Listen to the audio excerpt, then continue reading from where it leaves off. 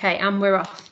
So just to let you know, I have introduced myself, but if you didn't catch me, I'm Gemma. I lead on the training and education at Energize, and I'm here with my colleague Joe, who Hi everyone, most of you probably know. And I'm I lead on the engagement for youth and communities. So before we start, I'm just struggling to click onto my next slide, so just bear with me. I'm just going to go over some housekeeping, is all I was going to say. Yeah, you want to... Lucy, can you hear us there? I just want to hear. But you can't hear because... Okay. It's okay, I've muted her. Okay, thanks, Joe.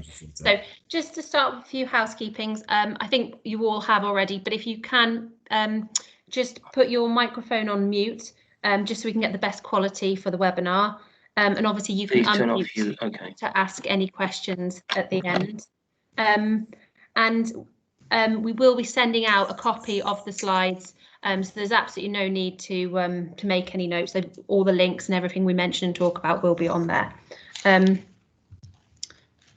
So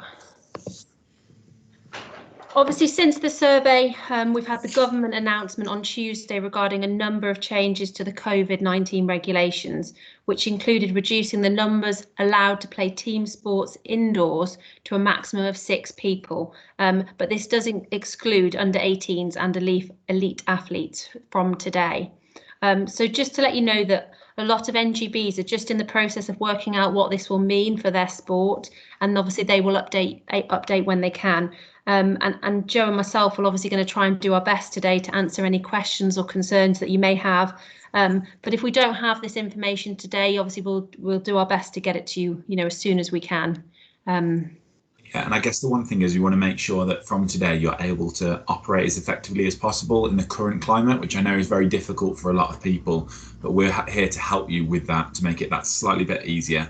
And I know that these government guidelines are ever changing, so if you're watching this and it's been pre-recorded, it's probably changed slightly now. We will be going over some of the things. We'll try and answer any questions on the new government guidelines as well, but we do know kind of a similar amount to you guys in a lot of situations, so we might not know all of the answers here. Okay, thanks, Joe. So firstly, just regarding the survey, I'm not sure if everyone's aware of it, if you're tuning in today, but we did a big workforce survey in August. We had nearly 40 responses to try and find out sort of how you were feeling coming out of lockdown and returning, for some of you starting to see a return to coaching or instructing. And we just wanted to get your sort of concerns and thoughts and sort of be able to go from there, really. So it was great to see that we had such a diverse range of people completing it from all across the county. So we had Bridge North, Market Drayton, Telford, Shrewsbury, Condover, Priest, Ellesmere, Oswestry, Wem, Church Streatham, Bishop's Castle, Newport, Much Wenlock. So just to name a few of the places. So we definitely covered most corners of the county. And we use the word workforce a lot, and that obviously covers our traditional coaches, instructors, volunteers, personal trainers, but also anyone looking to get people more active. And we had responses from many of you involved in sports and physical activities across tennis, netball, swimming, aqua, fencing, cricket, fitness, gym instructors, personal trainers, elevate instructors, hockey, boxing, canicross, football, athletics, triathlon, dance, equestrian, golf and rugby. So as I think Joe said before, we'll try our best to sort of answer your questions, but such a broad range of responses and NGBs, and the information is ever changing and coming out. So yeah. I guess the goal really of this webinar as well is just to answer the questions that came up on that survey, so we can respond really to what you're worried about, what the need is locally, and just let you know as well that we're still there, because that need is ever changing, so we will continue to be here supporting anything that you need to, basically. Okay, thanks, Joe. So what we know, okay, so we know that some of you have returned to coaching already, and most of you said you were planning to, obviously when you can. And I think you can see from this diagram here, when we asked about some of the biggest barriers and concerns about returning, obviously the main one is facilities, and Joe will come on to that in a minute. I think the next one again is obviously the risk assessments and obviously the fear of a lockdown or more restrictions, which obviously we've had that news this week. So I'll just hand back over to Joe now. Yeah, I guess one of the biggest worries was around facilities, first of all, and if the facilities can be used, if they can't be. Things have changed in the last day where a lot of facility providers that were fully booked originally are now opening up their doors again due to the new restrictions. A lot of people that are in over groups of 6 for adults can't do their team sports, so there is more facilities available. And also we work really closely with the local authorities and a lot of facility providers. So if you are struggling for a facility, please get into contact. The details will be at the end and we can help match you up with a facility where you can operate effectively. The other part is risk assessments. So as most of you probably know, you have to have a COVID risk assessment in place now for any activity that's happening. And that's made people very anxious and worried because people haven't done COVID risk assessments before. And I think the goal of any risk assessment is to make sure you're making reasonable adjustments due to COVID and make sure you're mitigating any risks. And there's templates available from the Club Matters website, which is a link on here, which you'll get of actually how you can write a risk assessment for COVID. And if you need any help doing that, I'm here to help you as well. Some of the reasonable adjustments that you can put into place, that have been put into place, are things, for example, like the track and trace system. Everyone has to have a track and trace system now in place. And just half an hour before this webinar, it's just announced that you have to have, if you're a leisure provider, so you're providing any sort of leisure, you have to have a the QR code for the NHS track and trace app up at your facility as well, if you're running your own facility. So that's now a legal requirement. Also, a lot of facilities now using booking or membership schemes, so they don't go over any certain group size, which is most of you, it has been lowered. Also, people are running modified versions of their sports. There isn't any contact available.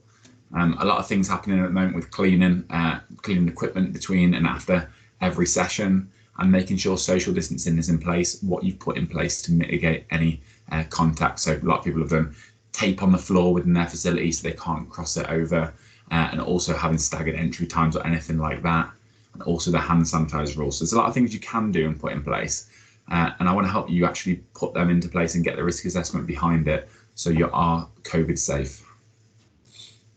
Okay, so we looked at a question next around the biggest concerns for your PPE, which again you can see from the pie diagram here that it was going to be how it's going to work for your activity, obviously what you need for yourself or your club or your participants, and obviously cost. We know that's obviously going to have a big impact on yourself and your club. So I'll hand back over to Joe now. Yeah, so the PPE that's been put in place varies across every sport. We've seen it by over 100 sports, 100 different variations of what PPE equipment you need. But there has been some guidance on this link at the bottom there. London Sport have put together guidance from each governing body, so they will tell you exactly what PPE you should have in place for your sport. Also, I know that the cleaning costs and the PPE costs are really mounting up for people that have had reduced membership levels. There are a lot less people, which means a lot less funding available. So luckily, external funds have become available. There's quite a lot of post-COVID grant relief now available. I've put a link on here for different grants that are available, but we have seen so many people access grants locally now. What I do suggest, if you are struggling to reopen or you are struggling for PPE equipment, you need funding to be able to help with that, then please get into contact with me and I can actually put you in the right direction for the grants. Feel free to have a look at that Get Grants website, but tell me what your concerns are and we can help you with different grants. There's a Tackling Inequalities Fund from Sport England to the KFC fund. Every fund has been opened up now. Facebook have opened up a fund just to be able to help you and help you get back started again. So we can really help with that if funding is your barrier. Okay, so moving on, we asked a couple of questions around online training.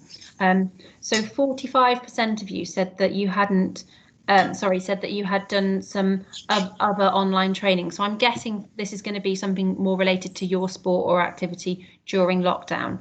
32% of you have not undertaken any online training. 13% of you have undertaken our Educare for Sport online training, which I'll come back to in the next slide.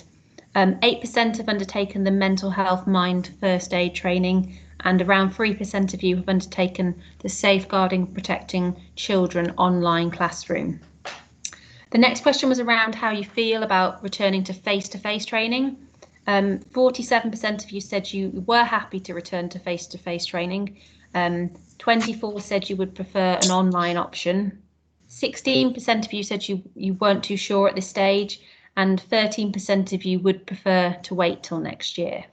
Okay, so sort of following on from that, obviously online training has really taken off and evolved, and we've seen a huge demand since lockdown in our Educare for Sport online training. So if you're not familiar with this, it's a package of 18 sport and physical activity online training, currently listed on your screen now.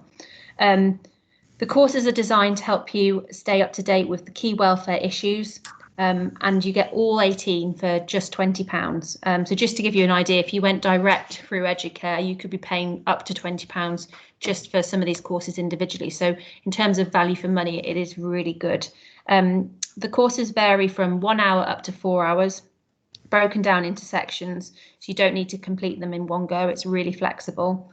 They equate to CPD hours. Also, to give you an example, the First Aid Essentials course, that takes 3 hours to complete, and it's worth 3 CPD hours, and it's a recognised level 2 qualification on the GCSE framework. I undertook that one during lockdown. It's a really good one. My First Aid course actually expired, and obviously I just wanted to have a refresh of knowledge really before we can get back into that qualification again. So yeah, I would highly recommend them. You get a certificate on obviously all the courses, and the links there if you did want to book on. So moving on to other online training. Gemma, can I interrupt you there? Are you controlling the slides, or are we controlling the slides? I'm controlling the slides, hopefully. Can you see them okay? Or what slide should we be on? You should be able to see online training now with safeguarding. No, I'm still on PPE funding available, NGB, but I'm only there because I moved them on. I was still stuck on slide number 2. I'm on the online training one as well. I think that yeah, you should be able to see what's Gemma sharing on the screen, so it might mean that yours is frozen. It might be. I mean, the other thing is I can't see anybody. Am I supposed to see anybody? All I'm seeing is me right at the bottom. I'm happy with that. I don't need to see everybody. But no, don't worry about that, Alan. But hopefully, like I say, don't worry. I'll keep talking, and then what we'll do, like I said, we'll send you all these with all the links through and all the information. Well, it's all right. I can move the slides myself, but I'm not quite sure when to do so. So you finished the PPE funding available NGB guidelines. That's slide 9 it's showing to me. So I'm going on to slide 10 training. Is that the one we should be on? If you can pop on to slide 12, online 12. training. Oh, right. Okay. Yeah. All right then. Okay. So I'll mute again now. Sorry. It was just. No, not at all, not at all. So just to let you all know, the UK Coaching Safeguarding and Protecting Children online course is going to remain online, and at the moment, obviously, you have to book. It's direct through the UK Coaching. It's £30, and there are lots of times and dates available to choose from. And it's worth remembering it is for 18 plus. So if you have anyone in your club who's between 16 and 18, then obviously you'll have to just let us know, because at the moment we haven't got a course available for that. So we're just hoping that they're going to bring something out soon. The Mind Mental Health course remains free until the 30th of September, so not long to go on that one. It's usually £18, and I don't know if any of you have done it, but it's a fantastic course. We've had over 200 people complete it now in the county since lockdown. So I've put the link onto that, because again, it's worth trying to do that before you have to pay for it again. Hopefully some of you will see in the information around the Duty to Care toolkit and the digital badge. So this is a series of knowledge checks and coach learning resources set across 5 distinct pillars, which are safeguarding, inclusion, diversity, wellbeing and mental health. So I've put the link on there as well for you. And also time to listen courses are also now online. So again, if you need to attend, just let me know. And if you've got any questions about any of these courses, again, just ask Joe or myself, because I think between us, we've done them all. Okay. Yeah, I guess just giving them courses another push as coaches or whatever role you're in workforce, you can have a big big impact on so many people's lives. And you know, as a result of COVID, so many people have struggled to manage their mental health as well. So that mental health online course as well is free for the next week, Gemma said. So I would take advantage of that, because yeah, you'll be able to recognise and respond to different needs within the community, especially with what's going on at the moment. And for the 47% of you that wanted to come back into face-to-face training, we are doing the first aid course. I know this is one that everyone needs for their qualifications, and it's one you can't do online due to having to put people in the recovery position and everything like that. So we're going to be running a first aid course in November time, and the date is to be confirmed. The reason why that is, we wanted to pick a date where you could actually do that would work really well for you. There's been some slight adaptations from the course, so it is COVID safe, so there won't be any, sharing antidoles and giving mouth-to-mouth resuscitation, things like that. But usually there was a 3-hour one. It's now changed to a 6-hour first aid course, which is needed. So a lot of governing bodies are going down that route, and it's accredited through STQ UK, which is a Teachers Qualification UK. You'd have it for 3 years. We can still do it with 12 people. Mainly because it's classed as education.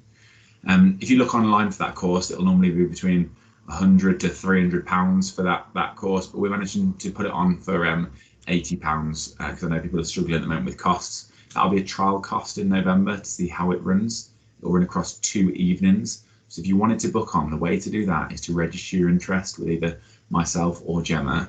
Once we've got enough people interested, what we'll do is we'll put on the course at a venue to suit you and at a date that suits you as well. So we don't want to put in a date here that you couldn't do when you know this is important. So please register your interest with us, and our details will be on a little bit later. And next slide, Jem. Okay, thanks. So just moving on to the last few questions now, regarding what support you would like to see from us. So 41% of you said online training, which hopefully we've covered in today's slides. But if there is anything else that you're interested in, please do get in touch.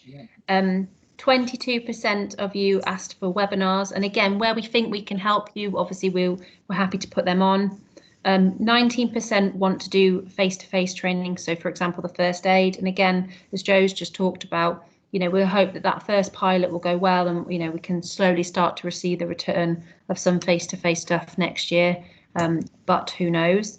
And the last question really is around how you want us to communicate with you and support you. So it's quite clear, I think, from that graph, the majority of you have said email, and again, we'll continue to let you know any updates, information to share, obviously including courses and training, and unless you tell us otherwise. Move back on. Yeah, just to let you know as well, for that, I know it's a real struggle trying to dissect what's going on within the government guidelines and everything like that, and what support's available for you. So we have updated the Energize website. So our colleague Susie's been great at updating it and keeping it all up to date. We've got a COVID support page on the Energize website, which we'll send you across with the slides.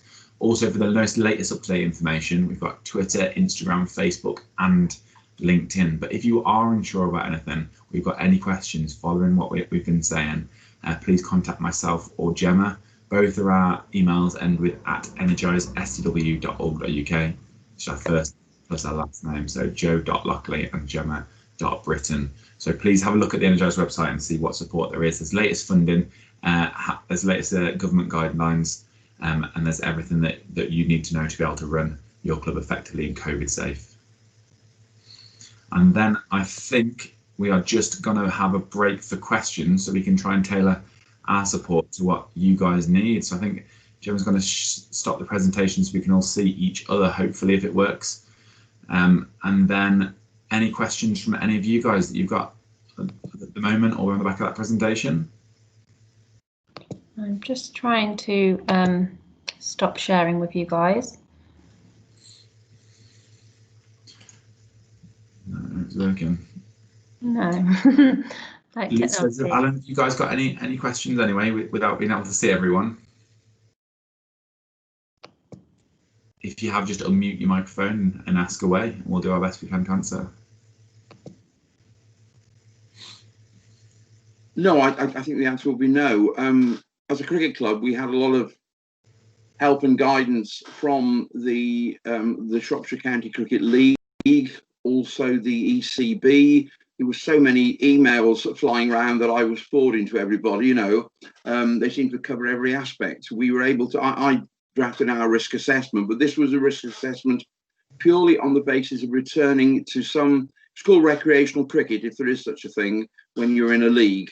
They were mini leagues. We were in the North Central, and we played. We've got one game to go, which is this Saturday, and there was obviously COVID restrictions specifically designed for cricket, for the smaller clubs like ours, but also the larger clubs that had bar facilities, and I think that's worked very well. We had feedback from the league each week, a reminder of what they said previously, but also some new information based on what had happened, you know, to try and quicken the game up, to try and counter any problems that had arisen.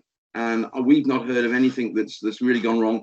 One club did have, I think it was Lillishall, did have somebody within their setup who had COVID, and I think they missed one game, I think, but apart from that, they sort of carried on. So no, for that sort of scenario, we were fine. Coaching well with cricket, I think the winter's coming. We don't have indoor nets, so you know we'll obviously close down now and wait to see what happens in 6 months' time. Yeah. But some of I mean, I was on a webinar early in the year, and one of you guys gave a presentation there and put some really helpful links. I can't think who it was. It was gentlemen. It could have been my colleague Harry who did a presentation. It probably was, but he put lots and lots of links on, lots of information, and he talked for quite a long time, and that was really good. And we were able to look at those, and you know, that was helpful. Oh, that's great feedback. Thank you so much, Alan. That's really helpful to hear. And I know the ECB have been really proactive with everything as well. They've been releasing information as soon as they've got it, which has been brilliant, and the Shropshire Cricket Board have been as well. So it's great to see. And the league, and the league as well. So yeah, it's been good. I mean, it was not ideal, but it was great to get some cricket in from, you know, halfway through July right to the end of September. And I think that's, you know, because our worry was that people would drift away from cricket and maybe find something else to do and suddenly realise, like, you know, oh, that was quite a nice way to spend Saturday afternoon. And I know wives and girlfriends and possibly even the individuals might appreciate that. Often the complaint about cricket is that it goes on too long. You know, you leave home at 12 and you don't get back. Even if you don't go to the pub, you're not going to get back till about 7:30. And the worry was that some people would get out of the habit of playing week in, week out. And next season, smaller clubs in particular, without any sort of coaching, without going into the schools, would struggle. And that might still occur, but at least we've had 10 games and we've perhaps been able to have a link between what's happened this year and next year. That's it. No, thank you. It's great to see some positivity in a what's considered a negative situation. So thanks, Alan. Any questions, Reg or Lucy? Just one. At the end of this meeting, the useful links that you've given us, particularly on training, how can I access those? So I'm going to email you guys straight away with the PowerPoint presentation. So if any of you did miss any slides or you know, weren't quite, you'll have everything, have all the information that I've discussed and all the links. You should literally be able to just click through and that will take you direct to that page. And if there's anything else that we've missed or you think of afterwards or think, oh, I should have said, again, just reply, email me, just ask us any questions. And like I said, we'll do our best to come back to you as soon as possible. That's brilliant. Great. Thank you. I think missed some of it as well because there's a problem with your microphone. So if you we'll send you across the link to this is all recorded as well. So we'll send you a link to the recording. Great. Cool. Thanks again. All right. Thanks very much, everyone. Bye. All right. Thanks a lot then. Okay. Cheerio. Thank you. Bye.